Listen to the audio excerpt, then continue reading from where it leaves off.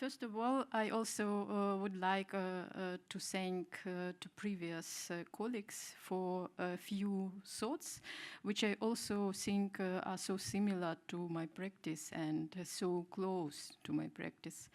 And it's the thoughts about what is curatorial practice. Thank you, Steve. It's a thoughts for a transitional generation. And it's a thoughts for local modernism, which is, this is very interesting and important points in the practice of the curator, who is acting in the middle of nowhere, in somewhere in Central Asia. So I come in from Central Asia. What is it? Is it Asia, actually? Usually we call this land Euro-Asia. And some historians also call it Great Steppe. So this is a territory in between Asia and Europe. And we usually connected these two parts of the world, and we are a kind of moderator in between. So me, myself, I always feel like a Eurasian person because I am always in transition myself. I started like an artist, then go to be a teacher of art, then go to be a curator, then I studied, and now I have my doctor PhD, and I don't know myself what's going on next. Probably to be an author. So, yeah, why not? Because I think that I feel now that the art telling the story, actually the artist, the teacher, the curator, the historian, art historian, all of us were telling the stories.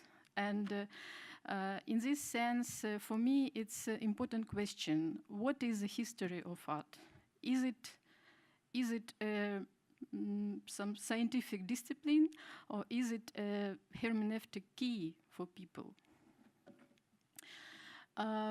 Also, I named my presentation Astral Nomads Way because all people who live in the territory of Eurasia and all artists who are living and acting on this territory, we are also in transition always, because we are real nomads, because we are nomads, native nomads, we are living on the land of nomads, and we also accept, we also take the idea of Gilles Deleuze of nomadology, artistic nomadology. So we are acting in between, in transition between these 2 points. That's why I decided to call this Astral Nomads, but it is another reason for it, and I will tell you later.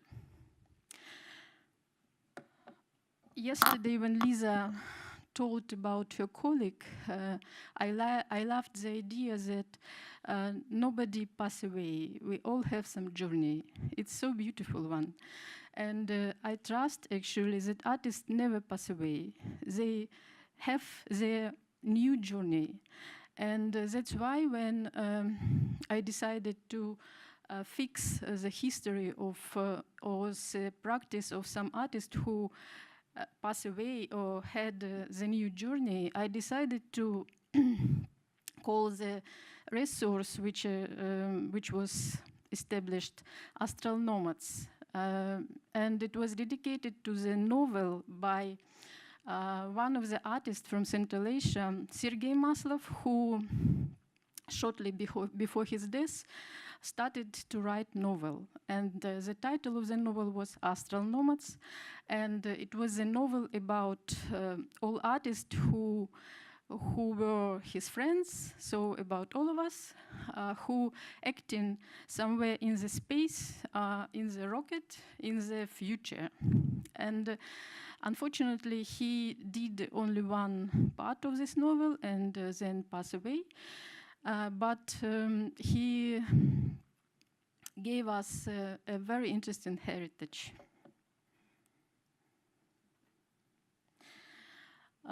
Here you see one of his pictures where he created the mythology of Eurasian nomads. And the idea of this mythology was that Kazakh people, a native population of Kazakhstan, they are not just a nation, it's a special nation because they got the secret from the ancestors, and they got the secret from aliens who came to the land of nomads many years ago, and just hide the secret of the construction of the rocket. And he play a lot and do a kind of science fiction things around this mythology. And he even creates the idea of the project with the yurt, you know, this nomadic typical house from the veld. And he said that if you turn a little bit a yurt, then it looks like rocket. And here you see the picture with his scientific drawing. Also, Maslov wanted to create a very postmodernistic mythologies, a lot of them, and he always creates something new. For instance, one day he said that he got a letter from his lover, and the lover was Whitney Houston. So he did a project where he wrote the letters to Whitney Houston from himself, and Whitney Houston to himself. So it was love. It was virtual love in between two of them, and he also drew in some portraits. You see on the left this portrait, and he do a lot of projects about it. And sometimes it looks like true, to be honest. Another person who... Yeah, I see. Another person who is also very important for our Eurasian scene is Rustam Halfin, who always promotes the idea of Eurasian utopia, and he was the student by Sterligov, who was a student by Malevich, and you know that Malevich always requested from the artist and let them create their own additional element of art. So Rustam created this additional element, and he called this additional element pilota.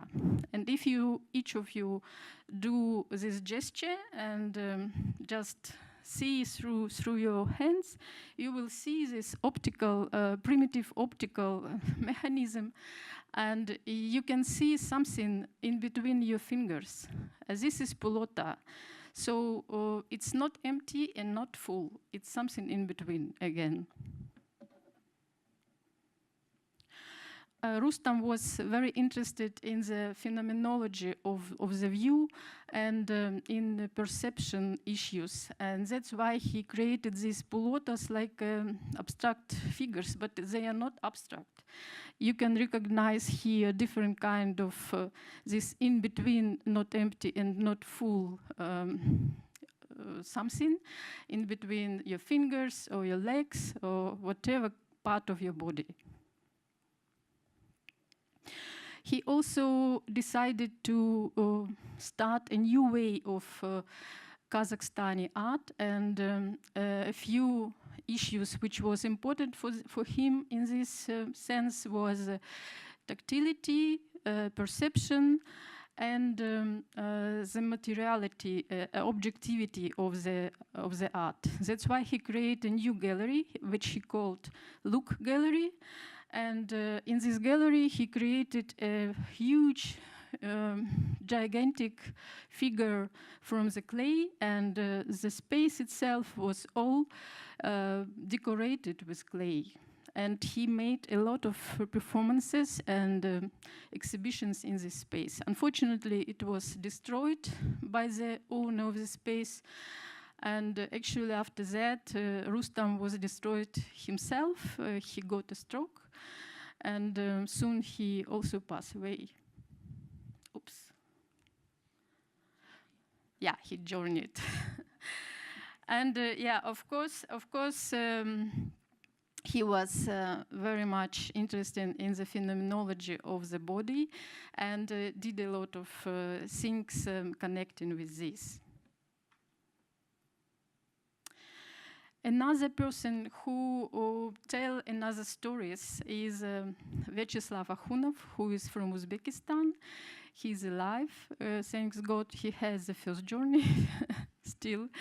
And but he has also very hard life in a way, because he is always under the pressure of the government, and his way to telling stories looks like books which we have on our kitchen, where we write different recipes. And he created a lot of books with the recipes, and with recipes how to do life better, and with his poetic thoughts like spices. And here you see one of it. But actually, if you go to our resource, you will find a few books of him, and you can discover this more close. Vyacheslav also is very good in shooting video and making movies, and he is interested in different issues of religious identity and national identity.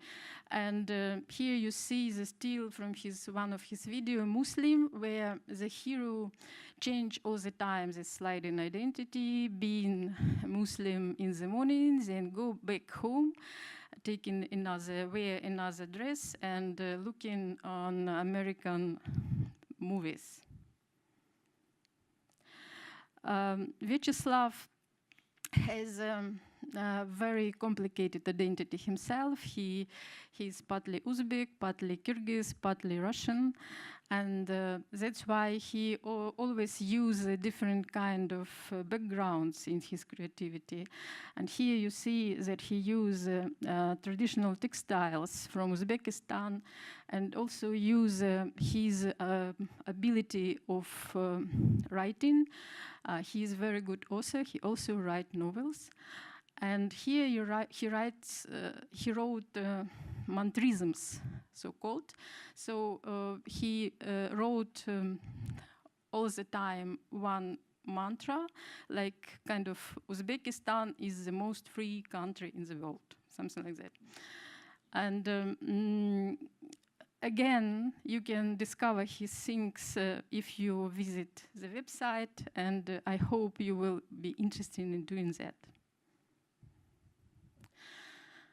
Another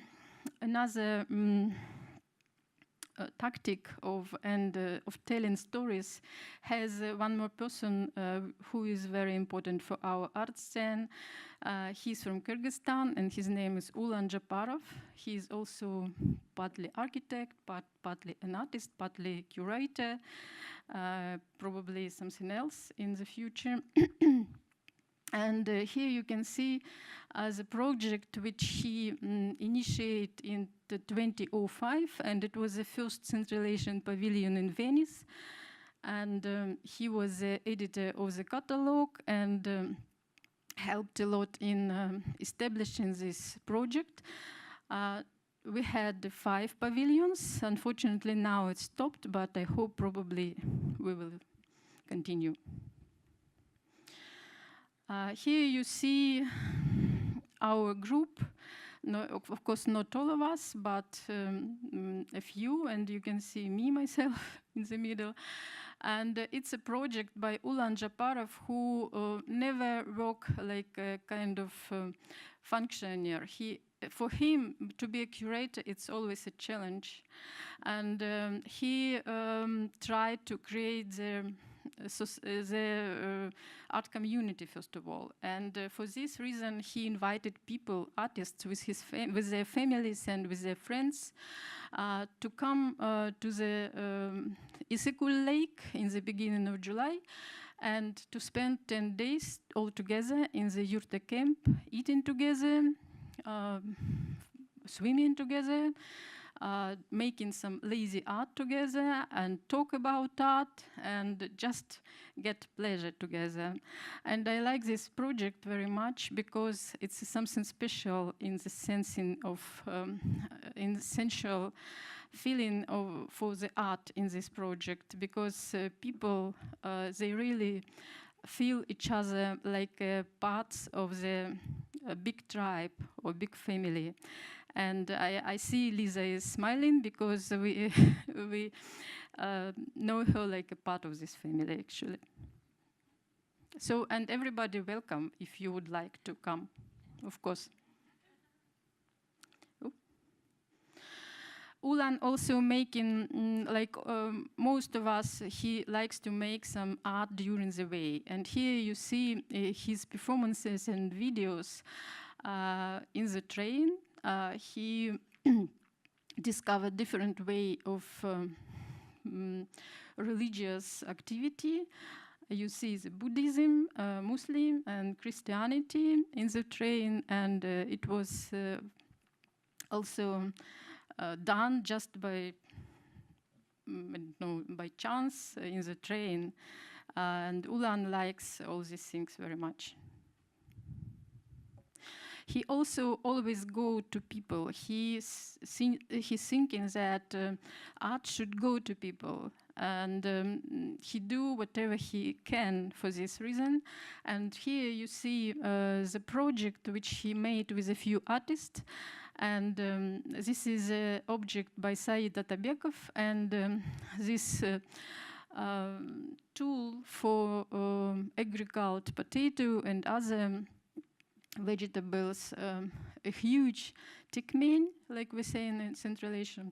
It was put in the, again, in the steppe, near the mountains you see, and it was near the main road in Kyrgyzstan, which is going to Issyk-Kul.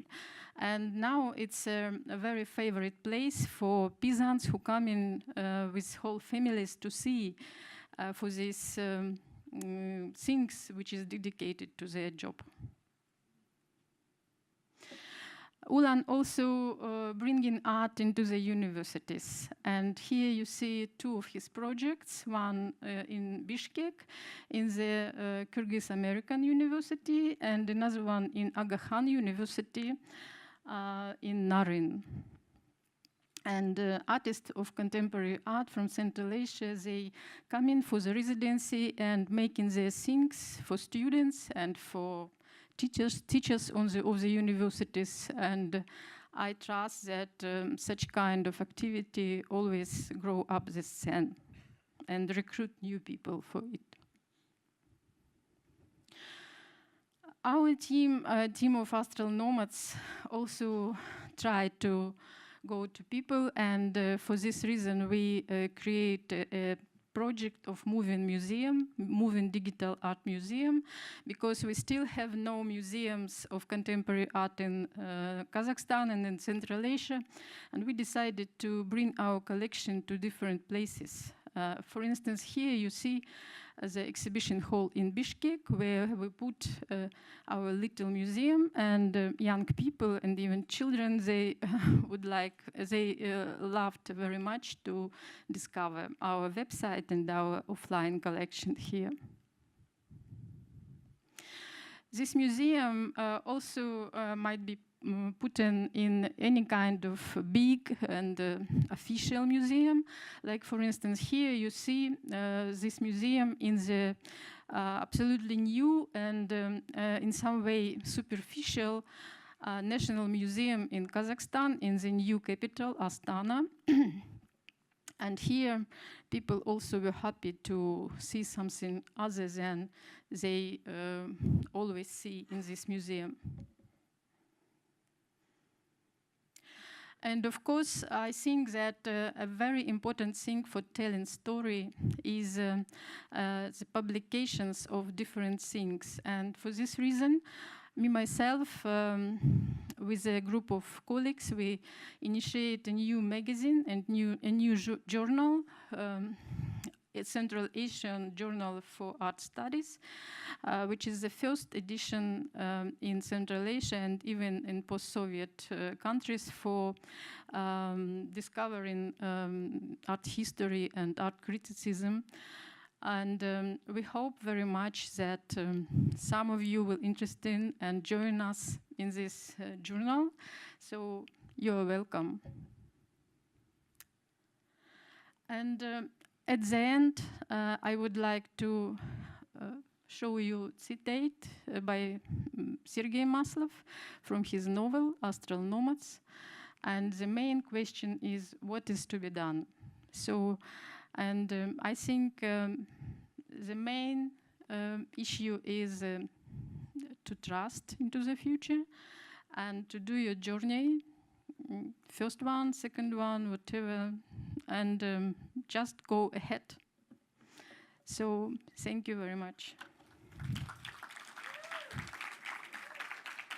One more thing, I invite everybody during the dinner, just feel Kurt. This is the special nomadic cheese which I bring especially for you, and also to discover some books in Leeza's office, which I also bring for this reason. Bye-bye.